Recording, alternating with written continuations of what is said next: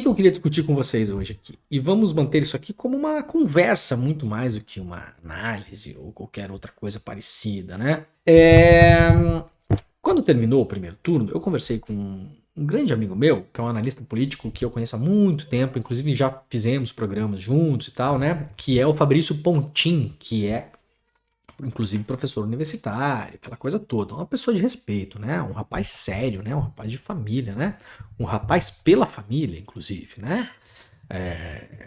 E eu perguntei pro Fabrício o que tinha acontecido no primeiro turno. Eu falei, cara, e aí?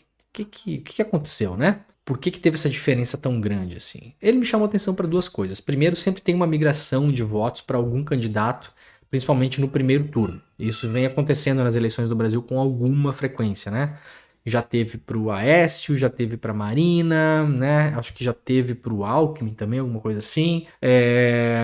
Vamos lembrar que também eu acho que a votação do Haddad no primeiro turno foi acima do esperado em 2018, né? Então isso é relativamente comum. Mas o Fabrício me chamou a atenção por uma questão chamada de microagregação, né? Que ele chama de microagregação. Que é a dificuldade que as pesquisas quantitativas têm de captar o humor de grupos específicos da sociedade, né? Então, eu vou dar um exemplo aqui.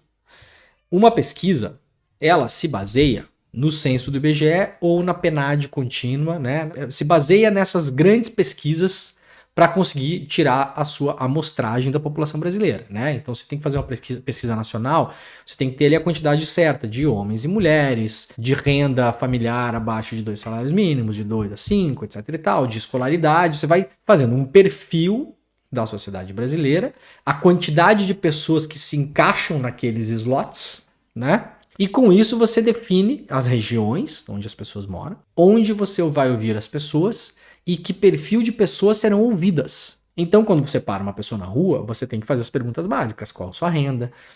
Qual a sua idade? Né, etc e tal. Para você dar. Então, beleza. Então, deixa eu ver aqui. Realmente aqui, eu pesquisador, falta ouvir 25 pessoas desse perfil aqui. Então tá, então eu só ouvirei 25 pessoas aqui. Se passar um senhor aqui, um homem que ganha um salário de 20 mil reais por mês, eu não vou ouvir, porque eu já ouvi pessoas suficientes dessa faixa de salário, da faixa etária desse senhor e homem. Então, né, eu não preciso mais. Mas tem uma dificuldade que as pesquisas não captam, e isso me foi alertado pelo Fabrício, e isso pode estar acontecendo agora também, tá?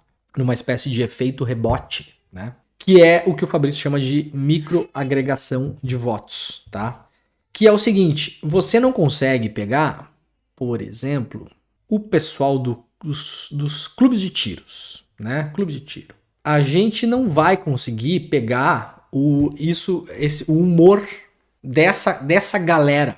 E vejam bem, essa galera, dentro dessa galera, pode ter homem e mulher, pode ter gente que a renda familiar é entre 2 e 5 salários mínimos, pode ter gente que a renda familiar é acima de 10 salários mínimos, pode ter pessoas de 65 anos e pode ter pessoas de 28 anos. Então, dá uma bagunçada na pesquisa quantitativa.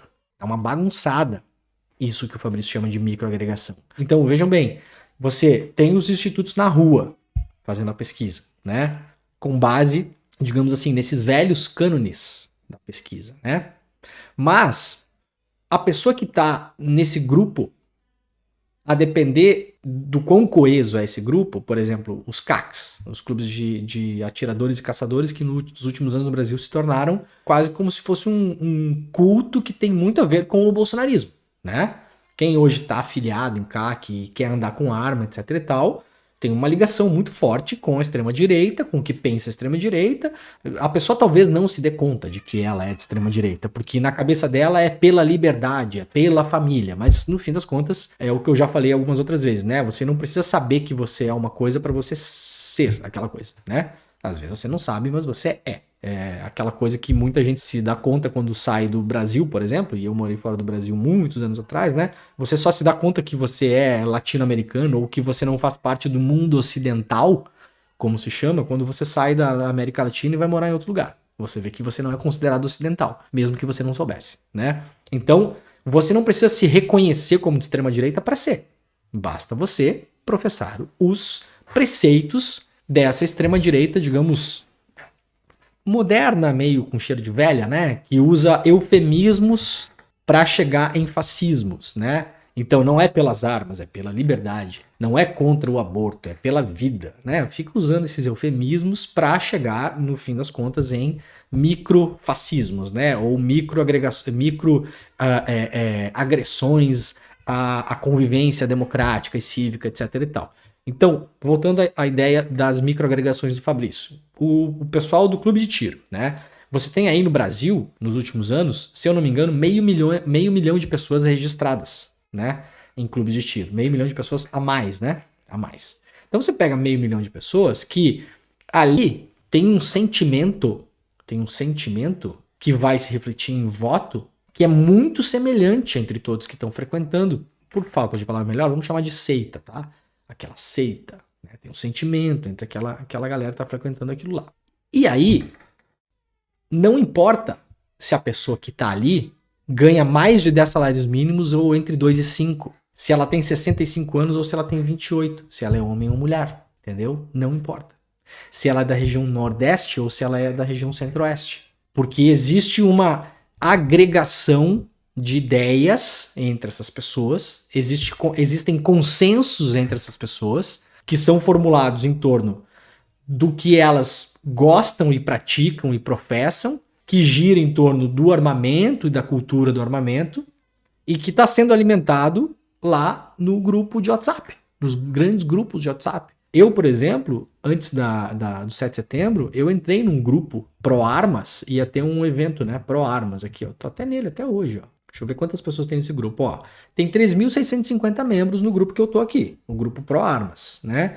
Que era um grupo que organizou uma manifestação em Brasília, né? Pela liberdade, tá? Pela liberdade. Mas era o direito, basicamente, de portar armas para lá e para cá, né? Liberar cada vez mais o acesso a armas, armamento, inclusive armamento pesado, e não só ter a posse, mas também portar as armas de um lado para o outro, no seu carro, na sua cintura, etc e tal. Muito bem. Essas 3.600 e poucas pessoas desse grupo, que é apenas um grupo, 3.000 e poucas pessoas, elas são pessoas do Brasil todo, é majoritariamente homem, porque quem gosta de fazer merda com arma é homem, né? Mas tem mulher ali também, tá?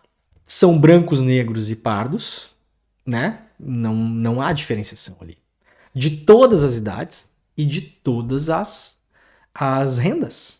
Então, uma pesquisa que fosse pegar esse grupo aqui, vamos imaginar o seguinte, se uma pesquisa pegasse somente esse grupo aqui e aplicasse em cima desse grupo os velhos cânones das pesquisas, em cima do censo do IBGE, da PNAD contínua, etc e tal, teríamos um resultado aqui absolutamente extrapolado em intenção de voto para o Bolsonaro. E aí a gente olhar e falar, poxa, mas espera aí, o Nordeste também está votando no Bolsonaro? As mulheres com escolaridade mais baixa e renda mais baixa também estão votando no Bolsonaro? Porque isso é um eleitor, nesse ano, é um eleitor muito fortemente do Lula, né?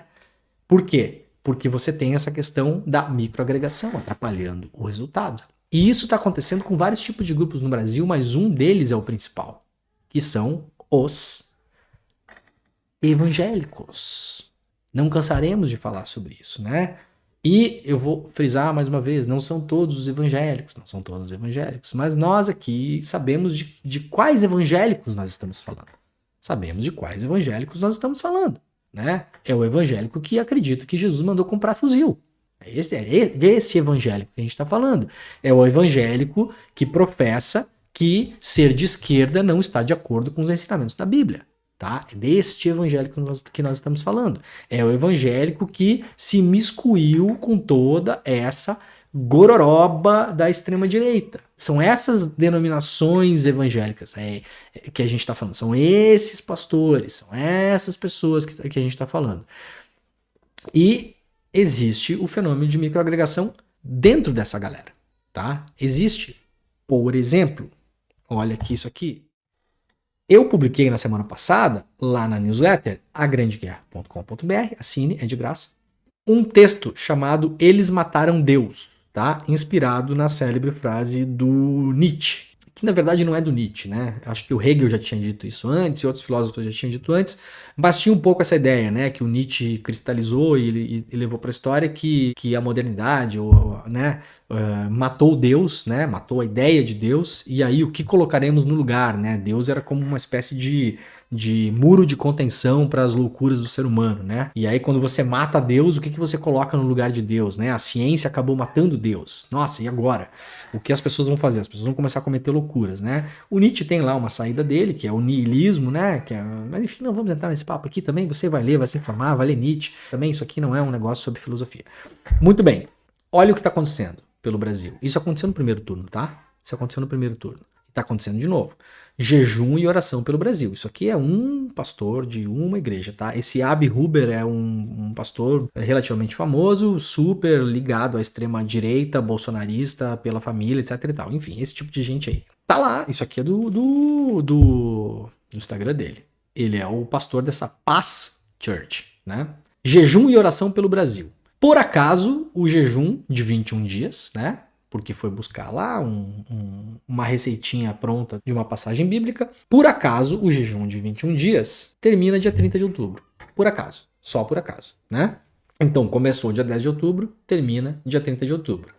E aí, no dia seguinte, vota-se, né? O que tem acontecido? Muitas igrejas têm feito esse tipo de ação, né? O tal do jejum e oração pelo Brasil, que é descaradamente campanha para o Bolsonaro.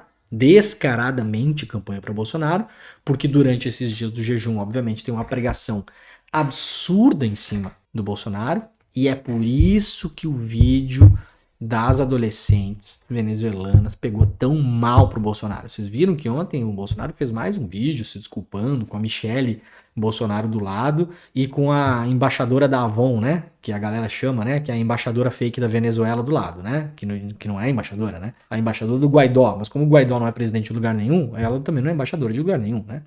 A Janine Agnès, né? Um negócio assim. Então, por isso que isso pegou tão mal. Por quê? Vamos lembrar uma coisa. O Haddad perdeu a eleição pro Bolsonaro em 2018, se eu não me engano, por 10 milhões e alguma coisa de votos, né? 10 milhões e alguma coisa de votos. O Bolsonaro fez 11 milhões de votos a mais que o Haddad entre as pessoas que se declaram evangélicas em 2018. Olha a diferença, tá? Olha a diferença.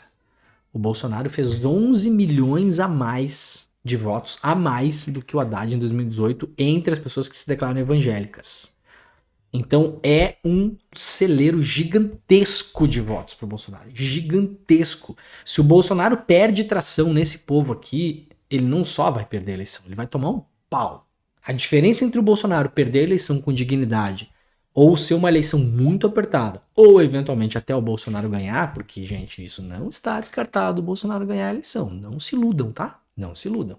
Então há uma diferença entre o Bolsonaro vencer a eleição, perder a eleição por pouco, e perder a eleição por muito. E essa diferença pro Bolsonaro, se for uma questão de o Bolsonaro perder muitos votos, ele vai perder votos aqui, entre os evangélicos. Obviamente, não vai ser entre esse povo do jejum, tá? Não vai ser entre esse povo do jejum, porque esse povo aqui não vai mais mudar de voto. Isso aqui é um monte de denominação evangélica, entre eles um monte de picareta, um monte de vagabundo, que tá de olho só em dinheiro, tá? Isso é um clichê da gente falar, mas no caso de vários desses aqui é a verdade. Tem um monte de gente aqui devendo imposto pra caralho, tem um monte de gente aqui interessado em não aumentar imposto de renda em salário de pastor. Gente, tem tanta coisa envolvida nisso aqui, tem tanto bilhão envolvido nesse negócio aqui, que isso aqui é um negócio, tá? Isso aqui é um negócio para esses caras que tocam essas igrejas aqui. Não estou falando necessariamente da Paz Church, tá? Senhor Abi Huber, não estou falando do senhor, tá? Paz, tá? Paz, senhor. Tá, vou até tirar essa imagem daqui, não quero mais ver esse negócio.